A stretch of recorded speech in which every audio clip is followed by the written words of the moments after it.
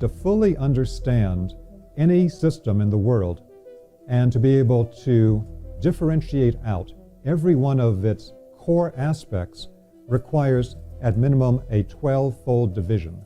This is a classical teaching from great spiritual and healing traditions in the world. That's why there are 12 disciples around the Christ, why there are 12 imams in Shia Islam, while there are a division of the stars into 12 signs of the zodiac around the sun. It's 12 around the one. For those of you that know sacred geometry, and you look at how a cube is structured, a cube is the form that gives rise to matter. The cube has 12 lines that define the cube. If you look at a sphere, you can fit exactly 12 spheres around a central sphere. Again, 12 around the one. To be able to understand all these different world systems and put them into a common unified system, I was looking for a method to be able to differentiate out the 12 core aspects within vital energy. To lead to the discussion directly of this, I want to give a frame of reference of what we have done to create modern technology, because sometimes we take for granted that we live in an age of technological miracles. We just are so exposed to it every day we don't think about it anymore. But the world has been completely transformed in the last 100 years through discoveries that have taken place over the last 150 years. Now, what I'm referring to here is that to have a science, you need to be able to differentiate any aspect of things into its component parts. You need to have a spectrum, what we would call spectrum analysis. So one of the first breakthroughs that we had was the identification of every type of matter that exists in the physical world. In the ancient world, you never had that. So we live in a material world, but we didn't know what all the different pieces of matter were until the latter part of the 1800s with the identification of the periodic table of elements.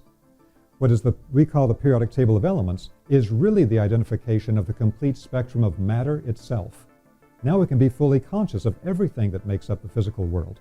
That opened up everything in material science for all of our modern technology. So what you find in many classical traditions is that they will talk about different levels of creation.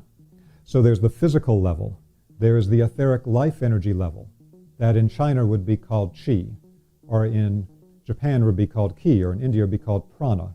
The Greeks would call it the ether.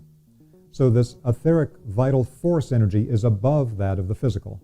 Then there are consciousness levels, beginning with what we call in the West the astral level. Well, with all these different levels, we have to understand a progression that is taking place in modern science. And to do that, I think it's very helpful to review a particular concept coming from Rudolf Steiner. Rudolf Steiner mentioned at one time that people don't properly understand what electromagnetic energy is, because time and time again in subtle energy research in modern times, things dealing with etheric life force, with qi, we try to get validity from modern science by saying the vital life force is electromagnetic. But in fact, according to Steiner, electromagnetic energy is not the vital life force. If it was, you could plug the base of your spine into an electrical outlet and get charged up. But it doesn't work that way. There's a vibrational component in electromagnetic energy that is extremely toxic. And that's why people get electrosensitivity and have detrimental effects from electrical fields. What the vital life force is, that's above the level of the physical, in every classical tradition, they understood that this vital life force is what went into the physical and animated it. It's the animating power. So when we understand that, we'll understand that when that power has animated the physical body through what the Chinese call the universal qi field, or what the Greeks would call the ether, that animation process creates resistance passing through the conductor of the human body, passing through the conductor of physical materials, and that means that this faster than light energy slows way down. And this particular energy from the ether begins to decay. The decay of the etheric energy, of the vital force energy, is what we call electromagnetic energy. That's why Nikola Tesla, in his work, said, well, today in technology, we worked with retarded Hertzian waves that are slower than light. But Tesla, in the 1890s, said there's another type of wave, scalar waves, that are faster than light. And that's the real thing behind the electromagnetic energy. So for what I'm about to describe to you, the concept is then that our electromagnetic energy is in fact decayed life force. It's the decayed vital energy that animates living beings. But it became a shadow substance in electromagnetic energy. Now it becomes gross enough, it becomes dense enough that we can use it to do things like turn a physical motor and create our modern technology. Hard to do that with the ether. You can animate a living being. And it's said that some traditions have been able to harness the ether to be able to turn motors. And there's a lot of work going on in this field today in things like the Tesla Society. But that gross level of the energy and electromagnetic energy is what we use in modern technology. But here's the problem, that when we have the mastery of the electromagnetic spectrum and of the spectrum of matter, the periodic table, all of our technology today is based on how we stick this electromagnetic energy into specific pieces of physical matter, into silicon doped with germanium or whatever it might be, to hold a specific frequency. But what they ignore is what about the next level up? Because after the electromagnetic, which Steiner would call sub-nature or sub-physical, and then the physical level, then you have the vital life force. We should be aware that every major spiritual tradition on the planet, every traditional culture until about 300 years ago, all over the world, always focused their healing on the vital life force. That's true in every culture.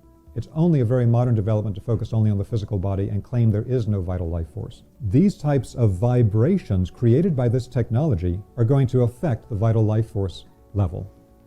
So that vital life force level has got to come in to a new, more expanded scientific form of understanding. It goes back to ancient times, goes back to the ancient Egyptian temple science, goes back to the work of the Jesuits in the Catholic tradition.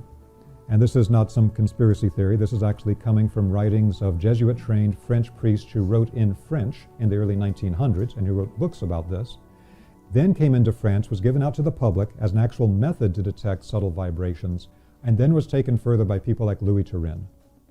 So as far as I'm concerned, this was a gigantic development in subtle energy work, to be able to differentiate the complete spectrum of all subtle energies into 12 parts. Now here's the thing. These 12 vibrations that make up the complete spectrum of subtle energy, the exact same way that the electromagnetic spectrum shows the complete spectrum of electromagnetic energy, these energies were described for simplicity by the French in terms of colors, because all of these subtle vibrations, they may be completely invisible, or that vibration can appear in any quality scale. What do I mean by a quality scale? A quality scale is shape, or sound, or movement, or angle, or color, or proportion. All of these are qualities. There are healers who use only light and color. There are healers who use only sound. There's healers that use only angles. There are healers that use only numbers. All of these are quality scales to express the complete spectrum of vibrational forces. There are ways this can be engineered and activated, and they use this all the time in the ancient world. So the French in their work in the 1930s identified the way that the 12 bands of vibration that they had detected, which are all of the polarized energies in the world, all the things that create one specific power. It's hot versus cold. It's light versus dark. These different specialized powers of the 12, it's the connection to the original unified source. It's unity. Every one of these 12 bands is a divine power from the unified source, from the Godhead, from a divine beginning that has to do with all the subtle energies that create life and life functions in the world. These are the subtle energies, the complete spectrum of them.